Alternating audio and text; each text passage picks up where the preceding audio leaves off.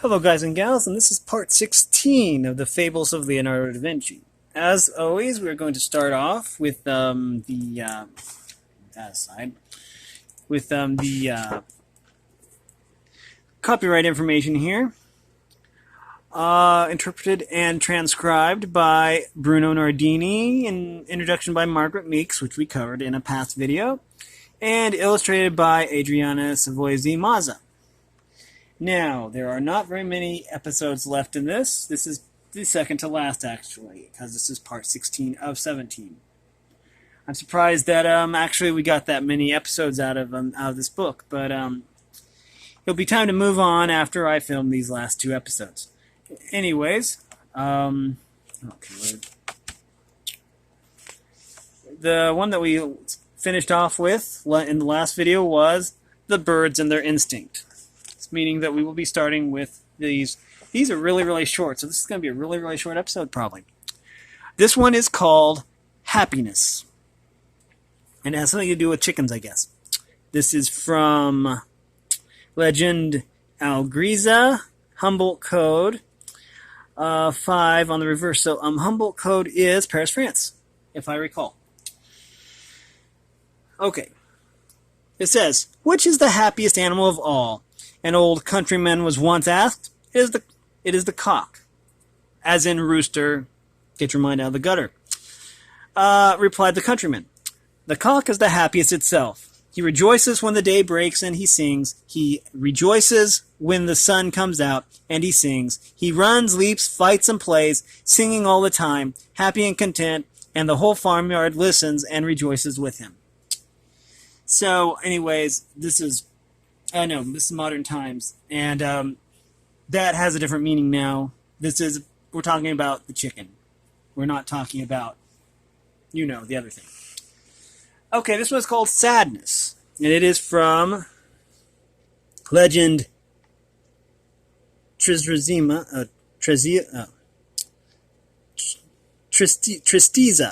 Humboldt Code, page 5, on the reverse. Again, Paris, France. Okay.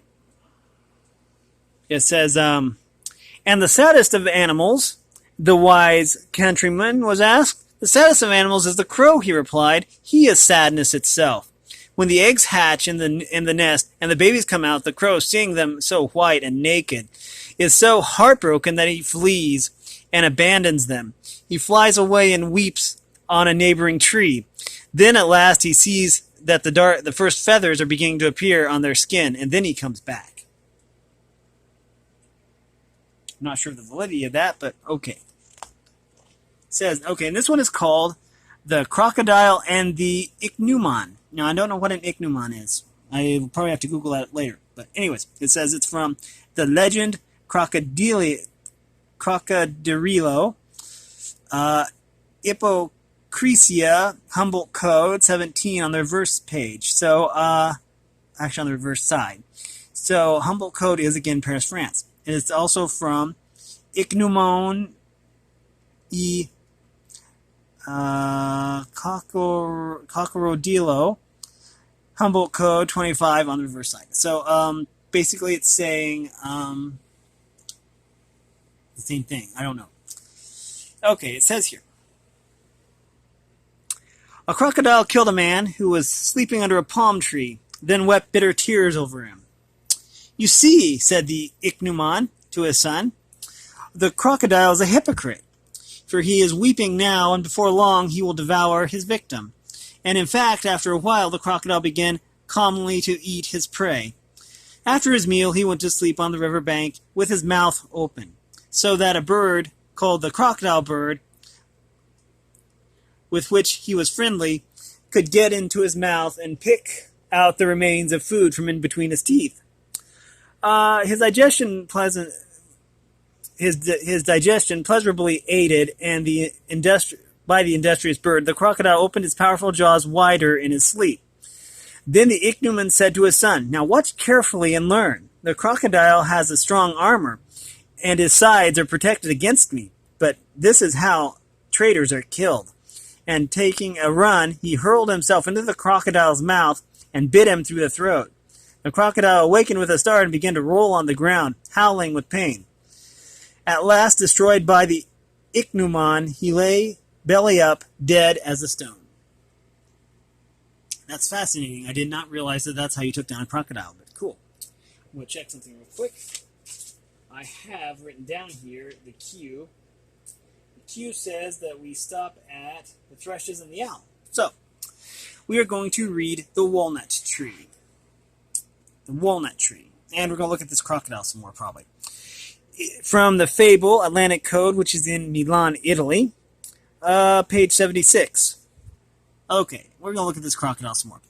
In a garden surrounded by a high wall, many fruit trees lived together. Each one was covered with blooms in spring and loaded with fruit in summer, and with them was also a walnut tree. Why should I hide myself away in this garden, said the walnut tree one day. I'm going to stretch out my branches as far as the road so that everyone can see how rich my fruit is. And so, a little at a time, it stretched its fairest branches over the wall so that everyone could see them. But when its boughs were loaded with nuts, wayfarers began to pick them, and when they could not reach them with their hands, they pulled them down with sticks, and if they could not manage with sticks, they threw stones. In a short time, the walnut tree, beaten and stoned, lost both fruit and foliage, and was left with its poor broken arms hanging down over the wall. And we are to the last one we are going to read. I think my battery just, I was charging it, but I guess that I just finally drained that battery. The Thrushes and the Owl. Okay. I guess those are thrushes and that's an owl. Okay. We are, it is from Fable, Atlantic Code 117 VB. So Atlantic Code, if I recall right, is Milan, Italy. We are free, cried the Thrushes one day, seeing that a man had caught the owl. Now the owl will frighten us no more. Now we shall sleep in peace. The owl had in fact fallen into an ambush, and the man put him into a cage. Let us go and see the owl in prison, and the thrushes flying and singing around their enemy's cage. But the man had captured the owl for another purpose, to catch the thrushes. In fact, the owl at once allied himself with his captor, who tied him by one foot and put him well in view of the trestle every day in order to see how the thrushes flew on to the neighboring trees, in which the man had hidden sticks covered with bird lime. And the thrushes lost their liberty just like the owl. Now it says also down here, okay, we're going to look at the thrushes more. This fable is directed at those who rejoice when an oppressor loses his freedom, for the conquered soon become the ally or the tool of the conqueror, while all those who depend on him fall beneath another master and lose their liberty and often their lives as well.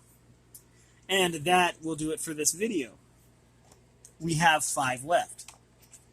We'll be reading The Spider and the Hornet, The Snake and the Birds, that's 2, The Caterpillar, that's 3, The Unicorn, that's 4, and the final is The Testament of the Eagle.